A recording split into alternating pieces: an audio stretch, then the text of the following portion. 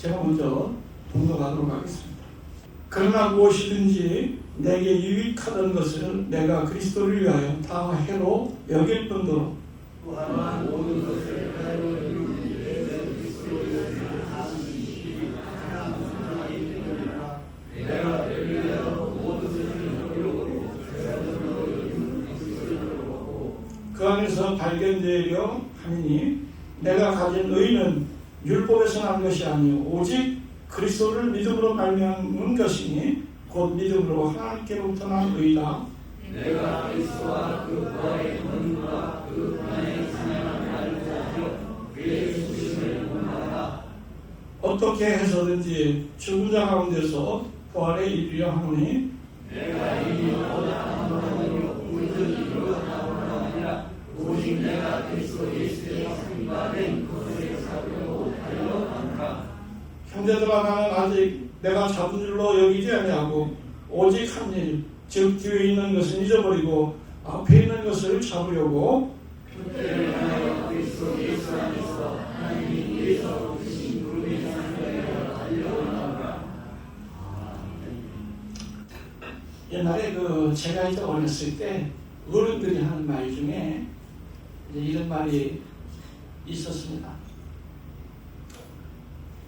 잃어버려야 할 줄 알아야 한다. 라는 이제 그런 말이었습니다. 언짢았던 것, 서운했던 것, 미련이 남는 이런 것들은 과감히 머릿속에서 없애야 한다고 하는 그런 말을 그 어른들이 하셨습니다. 이것은 과학적으로도 잊어버릴 줄 아는 태도는 정말 중요합니다. 여러분, 사람이 일생 동안 경험하는 일 중에 아주 일부만을 기억하고 산다고 하는 것을 여러분들은 아십니까?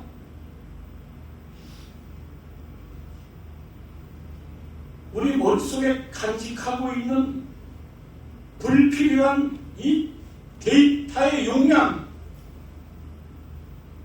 이것을 줄일 때 필요한 정보, 소중한 기억, 이것을 보다 오랫동안 기억할 수 있습니다.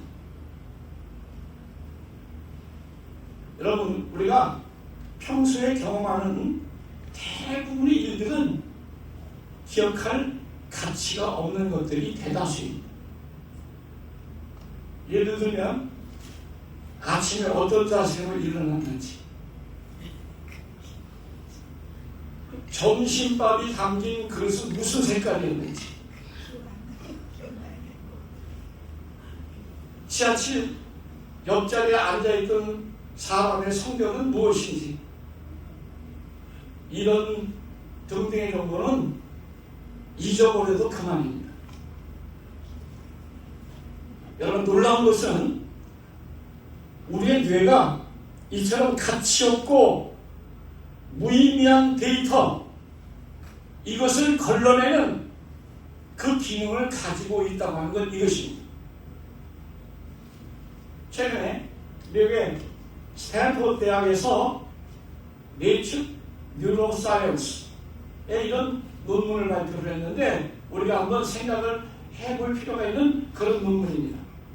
이 논문에서 주장을 하고 있는 것 중에 우리의 눈길을 끌고 있는 것이 하나가 있습니다.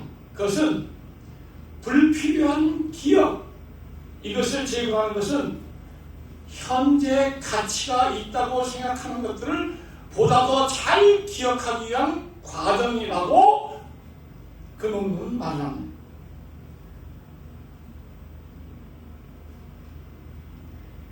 그 논문에서 이런 예를 듭니다.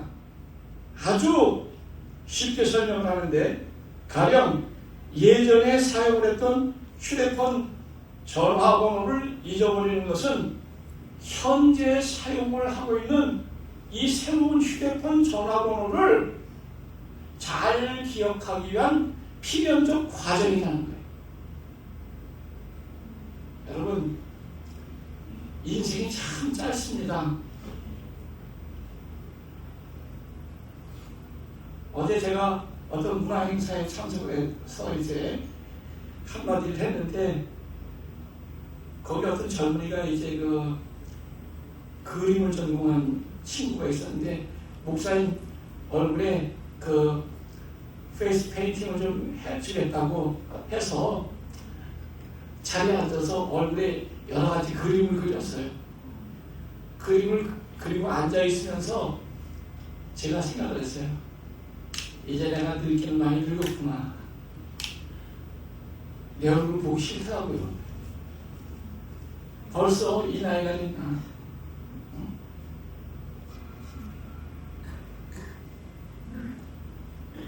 우리 나이쯤 되면 인생이 짧다고 하는 것, 이것은 정말 매일매일의 삶 속에서 피부로 느껴지는 것, 이것이 인생의 짧음입니다.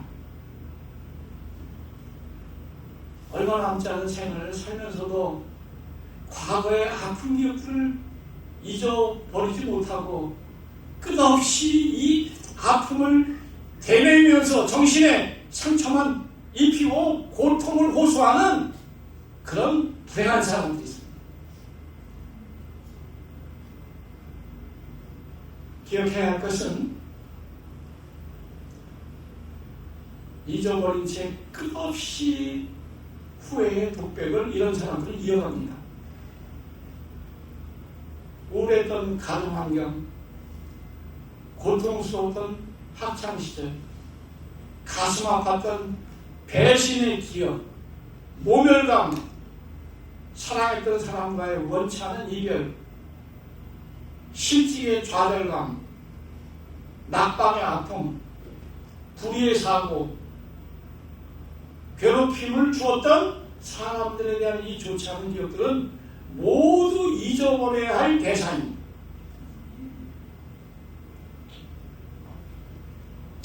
제 큰어머니가 40대 초반에 이제 돌아가셨는데, 간암으로 돌아가셨어요. 죽기 얼마 전에 제 사촌 형제들, 자기 친자녀들을 불러 모아놓고 자기 주머니에서 뭘 하나 꺼내더라고요. 피 묻은 손수건이었어요. 야, 니네들 진짜 똑똑히 들어라. 이거 네 작은 아버지가 날 때려갖고 그때 맞은 핏자국이야.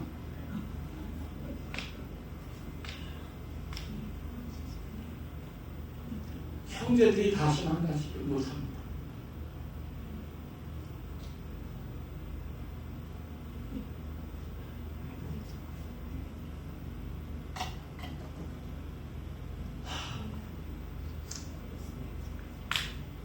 오늘은 이 잊어야 하는 이 문제에 대해서 좀 생각을 여러분과 함께 나누려고 합니다. 오늘 우리가 읽은 성경이 빌립보서입니다. 빌립보서는 바울이 쓴 서신 중에 가장 의미가 깊은 성경이 빌립보서입니다. 이 서신이 의미가 깊은 것은 바울이 주 61년에서 63년 마지막으로 수감이 되었던 로마의 감옥에서 집필을 했기 때문입니다. 바울의 이 파란만 생애가 이 로마의 감옥에서 순교함으로 막을 내렸기 때문에 이 서신이 정말 중요합니다. 따라서 빌립보서는 바울이 죽음을 앞두고 쓴 최후의 글이라고 하는 점에서 이 서신이 중요성을 더하고 있는 것입니다. 바울은 이 편지에서 자신이 그리스도인으로 살아가는 데에 대한 간증을 썼는데 그 요절이 3장 13절입니다. 오직 한 일, 즉 뒤에 있는 것은 잊어버리고 앞에 있는 것을 잡으려고 쫓아가노라. 바울은 자신 간증을 통해서 모범적인 크리스찬의 태도를 뒤에 있는 것은 잊어버리는 것, 그렇게 정의를 합니다. 여기에 대해서 몇 가지로 나눠 설명을 하는데, 첫째는 그리스도인들은 실망을 기억하지 않는 것, 이것이 모범적인 그리스도인의 태도라는 거예요. 바울은 15년 동안 전도 여행을 하면서 가진 고생을 겪었습니다. 그러나 그 결과는 감옥행이었습니다. 그러면 실망할 수밖에 없었습니다. 이런 바울이 뒤에 있는 것을 잊어버린다고 단언하는 것은 실망을 기억하지 않는다는 그런 말을 그가 하고 있는 것입니다. 그는 인간관계에 있어서도 실망이 많았습니다.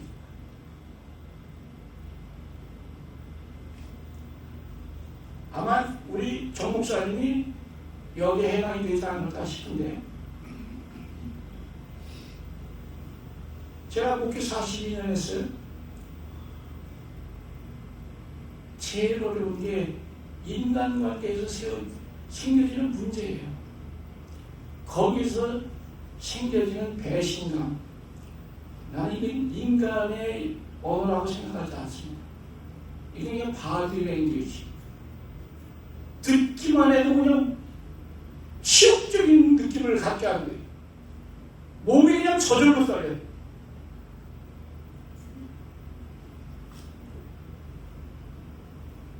인간관계에 있어서 실망을 가장 많이 했던 사람이 바울이에요. 예를 들면 그의 동료였던 베드로가 바울에 대해서 이렇게 말합니다. 당신은 정직하지 못한 사람이야, 이렇게 말해요. 성경이 얼마나 사실적 표현을 합니까? 갈라디아서 3장 11절입니다. 동역자였던 대만은 같이 선교를 하다가 바울을 버리고 말도 없이 그 선교지를 떠나버리고 말았습니다. 디모데후서 4장 10절입니다. 초대교회 지도자 중에 한 사람이었던 알렉산더라고 하는 사람이 있습니다. 이 사람이 바울을 크게 해치는 행위를 했습니다. 디모데후서 4장 14절로 15절입니다. 바울이 세운 교회들도 평탄하게 발전하지 않았습니다. 아이러니죠. 바울과 같은 대가가 세운 교회들이 그렇게 크게 성장한 교회들이 없습니다. 거의 모든 교회에서 이단들이 생겨나서 바울을 어택했습니다. 공격했습니다. 고린도 교회는 끊임없는 대부분으로 바울의 마음을 아프게 했습니다. 실망할 수밖에 없는 일들의 연속이었습니다. 바울은 여기에 대해서 이렇게 말합니다. 인간이 주는 실망도, 교회가 주는 실망도 기억하지 않는다고 그렇게 말합니다. 여러분, 우리 인생을 한번 가만히 한번 들여다보시기 바랍니다. 우리의 인생, 쇼츠가 하면 어떻게 될까요? 실망의 연속. 이것이 우리 인생이에요. 사업에 실망하고, 직업의 경우 다른 것을 택했어야 하는데 하면서 실망합니다. 내 건강에도 실망하고, 심지어는 배우자의 선택, 이것에 대해서도 잘못 만났어 그래. 이건 우리 와이프의 말이에요.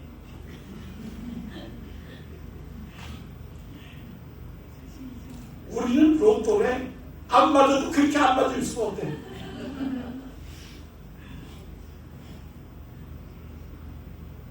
아이가 없어도 실망을 하고 있어도 걱정거리만 된다고 실망합니다.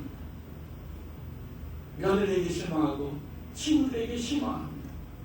그러나 바울은 하나님을 믿는 사람은 실망을 기억하지 않는다고 그렇게 말합니다. 여러분, 어떻게 이런 실망들을 잊어버릴 수가 있습니까? 여기에 대한 바울의 대답은 부르심의 상을 위하여 쫓아가기 때문이라고 빌립보서 3장 14절은 그렇게 말합니다. 실망과 불평, 이것을 기억하지 않을 때 그것이 더 큰 하나님의 보상으로 바뀌어지기 때문에 나는 실망을 기억하지 않는다고 그렇게 말하고 있습니다.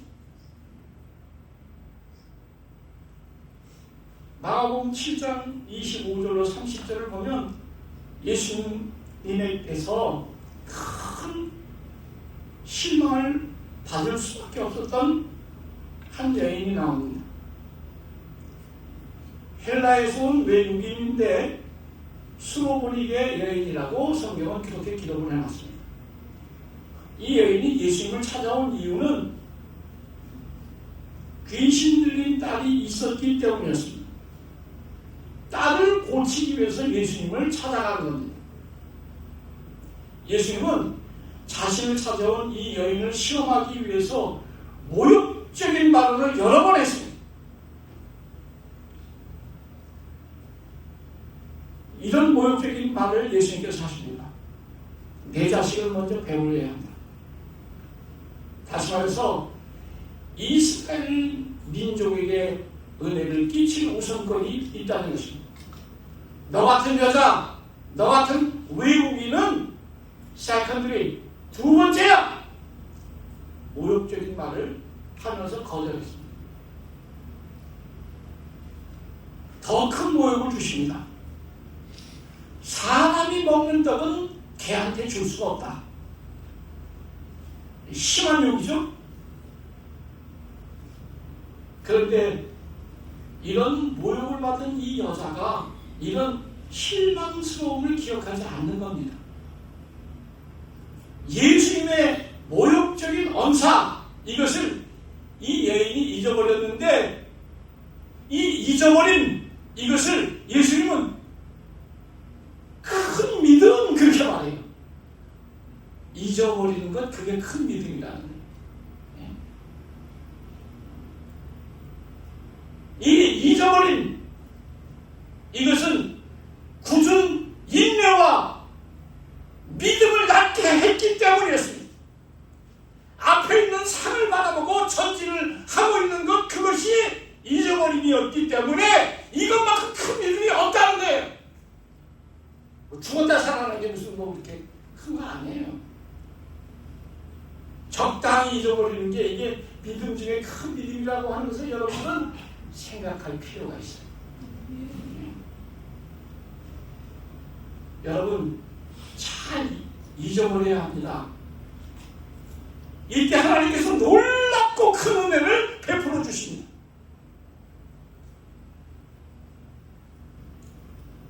수로보니게 여인의 이 큰 믿음, 이 잊어버린 이것을 보신 예수님께서 부스러기의 은혜가 아니라 배불리 먹고도 남는 넉넉한 하나님의 은혜, 그것을 체험하게 하셨습니다. 실망을 잊어버리는 이 모습을 보고 주님은 넌 합격! 그랬어요. 넌 합격. 네 소원대로 될 것이다. 칭찬도 하시고 축복도 아울러 선물로 주셨어요. 여러분, 내게 있는 여러 가지 실망들이 많습니다. 그러나 빨리 잊어버려야 합니다. 그때 주어지는 축복, 여기에 대한 진리를 설명해 주는 성경이 있습니다. 구약의 욥기입니다. 우리가 잘 아는 대로 욥은 하나님이 인정한 동방의 의인이었습니다. 이런 의인이 욥기서 3장에 보게 되면 욥이 자기에게 다가온 고통스러운 일들 때문에 이런 저주성 발언을 합니다. 차라리 내가 태어나지 않았으면 얼마나 좋았을까. 26절 보니까 평강도 없고 안온도 없고 안식도 없고 고난만 임하는구나. 이런 실망의 절정을 울분을 섞어서 토해냅니다. 가정적 불행이 실망을 주었습니다. 하루아침에 재산이 다 날아가 버리고 말았어요.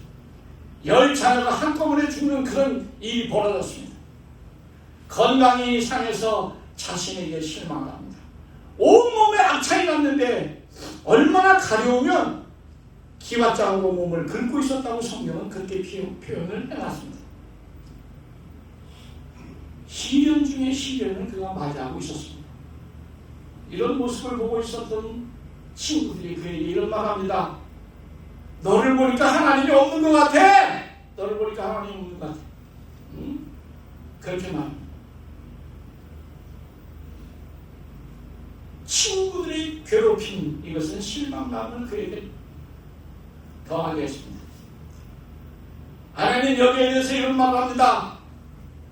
네가 믿는 하나님이 너를 그렇게 만들었으니까 너는 하나님을 저주하고 죽으라고 그렇게 말합니다.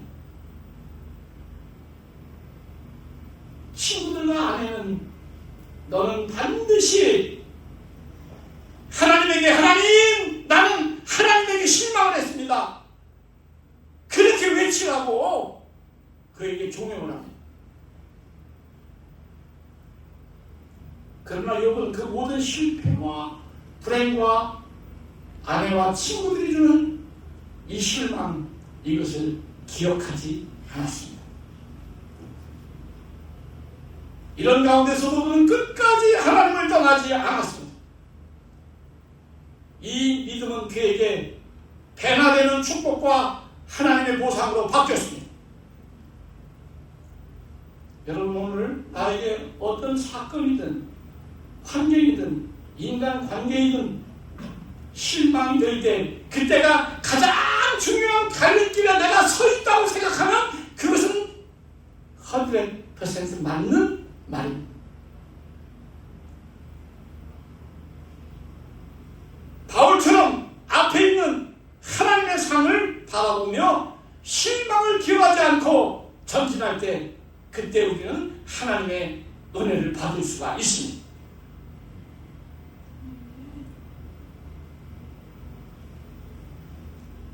이제 본문이 주는 두 번째 교훈입니다. 어떤 교훈입니까? 주에 있는 것은 잊어버리라고 하는 이 교훈입니다. 바울이 말하는 주에 있는 것이 무엇입니까? 자기의 자랑거리, 자기의 자격이라고 되어지는 이 생각, 이것을 버리라는 거예요. 빌립보 3장 5절로 6절에서 바울은 자기의 자랑거리를 몇 마디 기록을 해놨습니다. 이렇게 기록을 해놨습니다. 할례를 받은 정통파 이스라엘 족속 중에서도 자랑스러운 베냐민 지파요. 요거를 읽으니까 꼭 내가 말하는 것 같아요. 우리 어머니가 제가 연애를 많이 했는데 여자친구를 데리고 갈 때마다 우리 어머니가 뺀지를 놓는 거야. 그러면서 꼭 하시는 말씀이 너는 연한 이 시에 가문이라고 하는 것을 잊지 마라. 난 연한 시가 뭔지 몰라. 그리고 너는 네 할아버지가 박혁도 생각하는 거. 히브리인 중에 히브리인. 율법을 말하자면 가장 존경받는 바리새파. 율법의 의로는 흠이 없는 사람. 그렇게 말합니다. 바울은 당시 최고 학부였던 가말리엘의 문화생이었습니다. 더나나 그는 히브리 사람들이 갖기도 어려운 로마의 시민권을 가지고 있었습니다. 이외에도 그는 육신적으로 자랑할 것이 너무 많은 사람이었습니다.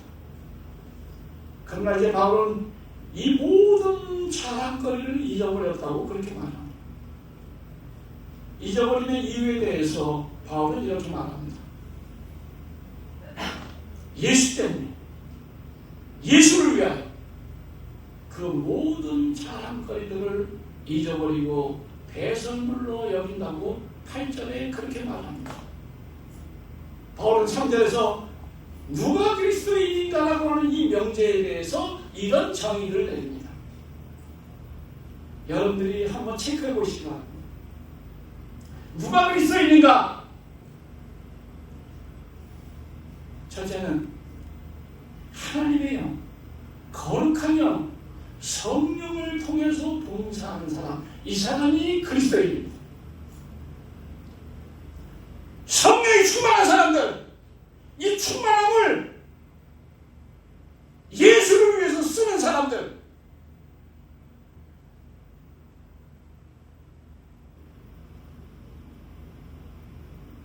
예수만 자랑하는 사람, 이 사람이 그리스도인입니다. 육체를 신뢰하지 않는 사람, 이 사람이 그리스도인이라고 말합니다.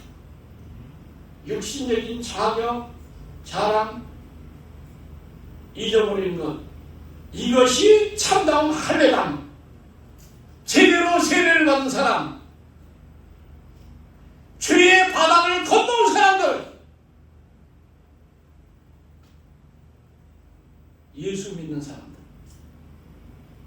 여러분, 바울이 간대한 이 크리스찬의 3대 자각은 오늘 살고 있는 우리들이 명심해야 할 내용들입니다.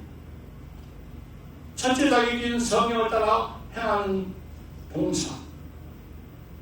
이것은 주님께서 필요가 없도록 사신 이 교회를 최선을 다해서 봉사한 것, 이것을 말하는 것입니다.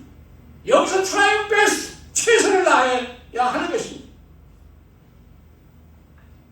둘째 자격인 예수 그리스도를 자랑한다고 하는 것, 이것은 하나님의 구원과 하나님의 용서, 이것을 위해서 대속 제물로 희생을 하신 예수님의 십자가 이외에는 다른 것은 자랑할 것이 하나도 없다고 하는 이 신앙의 명제를 가슴에 품고 사는 거예요. 이게 내 최고의 자랑이라고 생각을 하고 사는 거예요.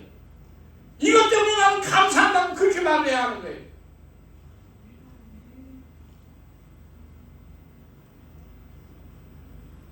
셋째 자격인 육체를 신뢰하지 않는다고 하는 것, 이것은 나의 육신적인 자격을 포기하는 것, 이것입니다. 내 명함을 잊어버리는 거예요. 여러분, 하나님의 은혜를 받고 싶잖아요. 그죠? 하나님의 은혜를 받아들이기 위해서는 반드시 이 세 가지의 것을 준비해야 합니다. 찬송 한번 하십시다.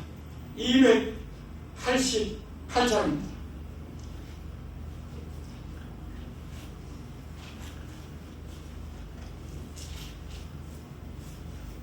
박 목사가 있는 동안 그냥 동의하면 돼요. 다른 사람 뭐하러 불러?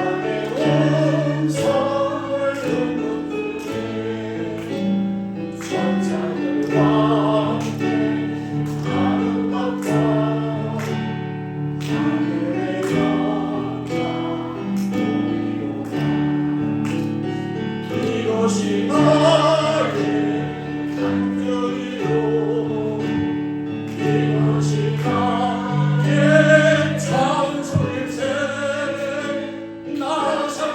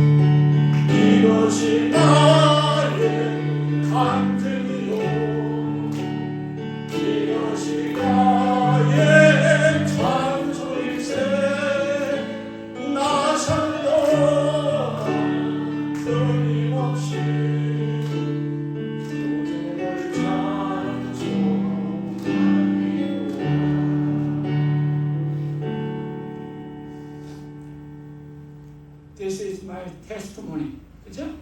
우리의 간증. 미국 속담에 멀티 법칙이라고 하는 말이 있어요. 간단히 말하면 들어가기는 쉬워도 나오기는 힘든 것. 이것이 멀티 법칙입니다. 감옥도 결혼도 빚이나 부채도 마약도 멀티의 법에 속합니다. 그런데 예수의 법칙은 이 멀티의 법과는 정반대입니다. 예수님은 예를 들어서 설명을 했는데 하나님의 나라, 천국 이것을 예로 들었습니다.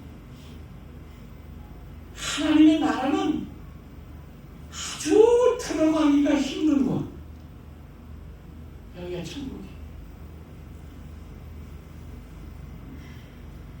왜? 천국이라고 하는 말은 이 피상의 세계를 얘기하는 게 아니에요. 천국은 정치적인 용어입니다. 하나님의 지배, 하나님의 다스림을 받는 것, 거기가 천국이야. 아무나 하나님의 지배를 받을 수 없어요. 아무나 하나님의 다스림을 받을 수 없어요. 그래서 사람들은 수용하지도 않습니다. 이 어려운 나라 얼마나 어려운지 낙타가 바늘구멍으로 들어가는 것보다 어려운 곳, 여기가 킹덤, 하나님의 나라, 천국이. 이게 예수님의 말이에요.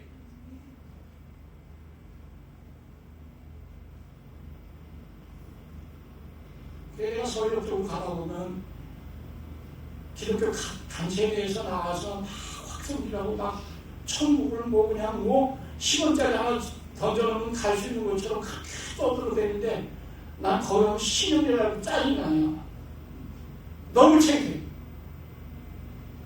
그러니까 하나님이 비윤리적인 그런 분이신가라는 그런 질문을 제가 스스로 던질 때가 많아요. 하나님 그런 하나님 아니에요.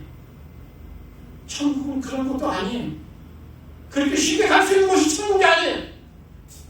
이건 제 말이 아니에요. 예수님의 말씀이에요.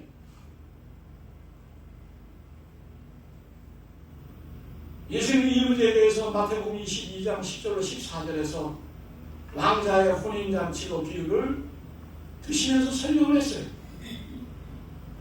이 잔치는 하나님 나라의 잔치입니다. 임금은 모든 준비를 갖추고 사람들을 초청을 했습니다. 그런데 왕의 잔치에 초청을 받은 사람들이 그들을 초청하러 나간 왕의 사신들을 쳐다보지도 않았다는 게 성경의 증언입니다. 이유가 무엇입니까? 그들의 관심이 다른 데 있었기 때문이었습니다. 여러분, 요즘에 많은 사람들이 하나님의 나라에 대해서 그렇게 큰 관심 없습니다.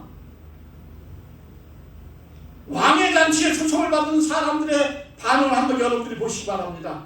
밭에 나가서 일을 해야 되기 때문에 나 거기 못 가 그렇게 얘기해요. 이 핑계예요. 먹고 사는 직업이 내 최우선 관심이라는 말을 그렇게 돌린 거예요. 두 번째 사람입니다. 비즈니스 때문에 출장 갔기 때문에 그 예시에 갈 수 없다고 그렇게 핑계를 댑니다. 이 사람 역시 자기 일이 우선이니. 누가복음 14장에 같은 이유가 납니다. 소 5마리를 샀기 때문에 그 잔치에 못 간다고 거절을 한 사람과 장가를 들었기 때문에 갈 수가 없다는 그런 예가 추가됐습니다. 여러분, 이들 모두는 육신의 자랑 이것을 잊지 못해서 하나님의 나라에 못 들어간 것입니다. 이들에게는 농토와 비즈니스, 결혼과 심지어는 소 5마리가 하나님의 나라 천국보다 더 자랑스럽고 중요했기 때문이었습니다. 바울은 뒤에 있는 것은 잊어버리고 전진했습니다. 뒤에 있는 실망도 불만도 다 기억하지 않았습니다. 육신적인 자랑거리나 자격이나 명함도 포기했습니다. 문제는 이 모든 것들을 잊어버리고 어디로 갈 것인가 라고 하는 건 이것입니다.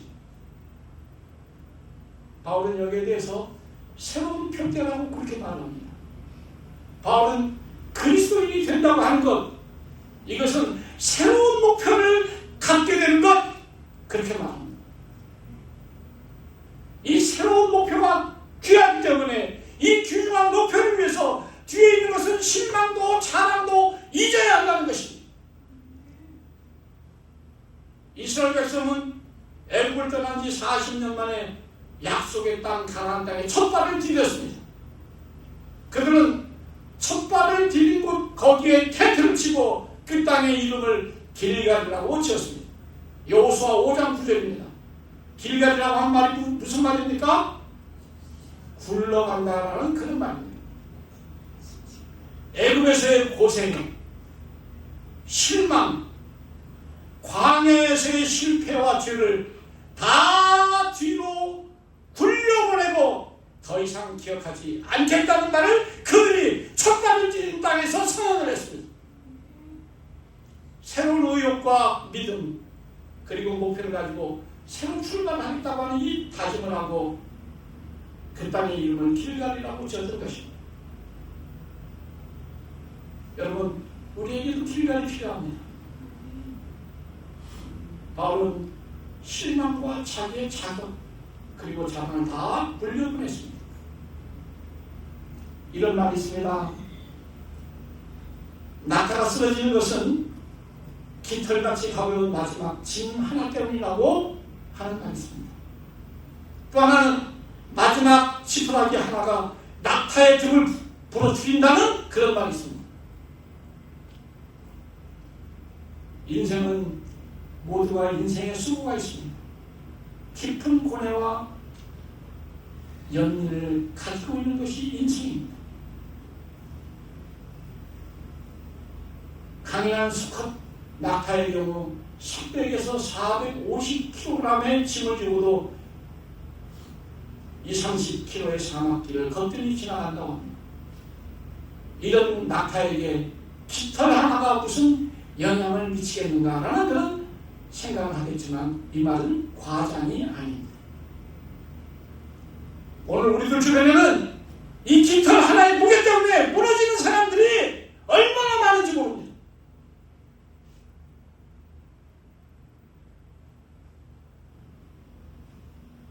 사람은 각자 저마다의 짐을 지고 힘겹게 살아갑니다. 친구로부터 들은 한마디의 독설, 암투병 이후의 재발 소식, 카드값 독촉 전화 한 통, 믿었던 친구들의 배신이 마지막 짐이 되어서 결국 무너집니다. 제 친구 중에 미국에서 교회 목회를 잘하던 친구가 있습니다. 김성수 목사라고.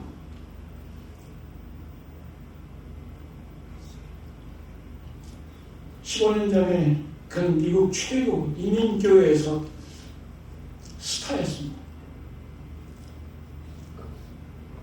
서울대 나와서 대학 학위대 대학가요제에서 금상을 받기도 했던 그런 사람입니다. 귀납법적 설교를 통해서 많은 사람들에게 인기를 모았던 그런 사람이었습니다. 어느 날 갑자기 자살을 하고 말았습니다. 그 교회는 큰 충격을 받았습니다. 교인들은 그만 목사를 모시기가 어렵다고 해서 4년 동안 그가 과거에 했던 설교를 틀어놓고 예배를 받습니다. 그의 죽음의 원인이 뭡니까? 우울증이었습니다.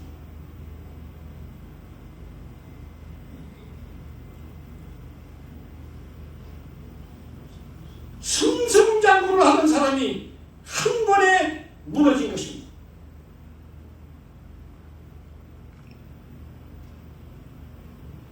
여러분, 우리가 이런 사람들과 뭐가 다릅니까?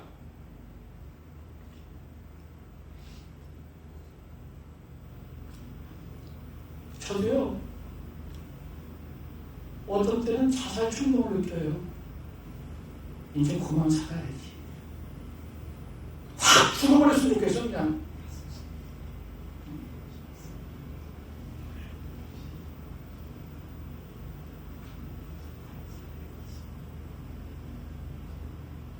애새끼들이 조금 배웠다고 해서 아빠는 몰라. 뭐 이런 말 이렇게 들으면 얼마나 기가 막힌지 몰라요. 아빠가 뭐라고 이 가르치려고 드는 그런 자녀들. 아니 우리 요한을 보고 그런 기세가 하나도 없는 것 같아요. 저런 착한 아들 하나 있었습니다.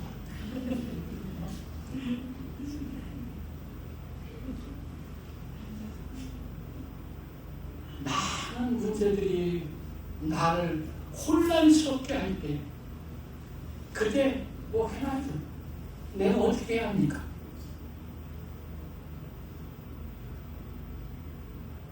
성경은 그때 그 시간 너 예수께 조용히 나가 예수께 나가야 합니다. 그러면 주님께서 힘을 주시고 여러분을 다시 일으켜 세우실 것입니다. 두 번째는 사회심리학에서 하는 이야기인데 미래에 집중을 하는 것 이것입니다. 사실은 이것은 이미 성경에서 오래전부터 주장을 하는 것입니다. 이사야 40장 18절이 대표적인 예입니다. 이전 일을 기억하지 말고 옛적 일을 생각하지 말라고 그렇게 나와요. 무슨 말입니까? 과거나 괴로운 기억 속에서 살아가면 건강한 삶을 잃어버릴 수 있다는 거예요.